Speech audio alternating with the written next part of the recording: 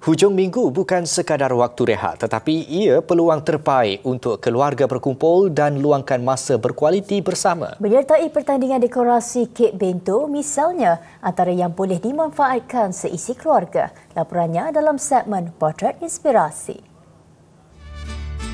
Semalam, suasana di Putra Heights, Subang Jaya, Selangor meriah dan penuh warna-warni apabila seramai 38 kanak-kanak berusia antara 5 hingga 12 tahun tampil beradu kreativiti dalam pertandingan menghias kek bento sempena Hari Penjaja dan Peniaga Kecil Selangor 2025.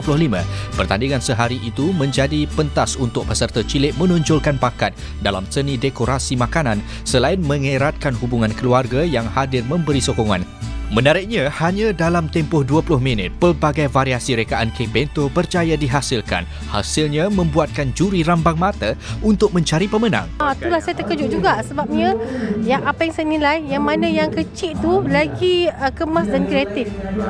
Yang bagi yang saya nilai lah. Yang kecil.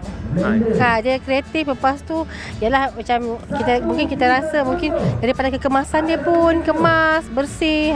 Kemuncak acara menobatkan Nur Farhana Zahira Muhammad Fazli 12 tahun sebagai juara. Kanak-kanak yang bercita-cita untuk menjadi atlet badminton ini mengakui teruja akan kemenangan tersebut memandangkan ia adalah penyertaan kali pertamanya.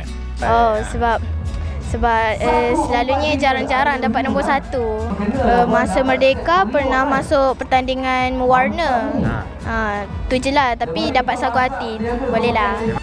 Bagi ibu bapa, pertandingan ini bukan sahaja menyeronokkan, malah membantu mengasah kemahiran motor halus serta meningkatkan daya fokus anak-anak. Alhamdulillah, mungkin dia berbakat. So, saja je pun bagi dia join kontes ni untuk tengok dia punya apa bakat yang dia ada. Actually kita ajar dia 1-2 je. So macam nanti adik buat sendiri adik buat sendiri. Macam itulah. So dia buat sendiri lepas pada tu. So kita tunjuk nanti adik buat kat sini. Nanti dia buat, lepas tu dia buat.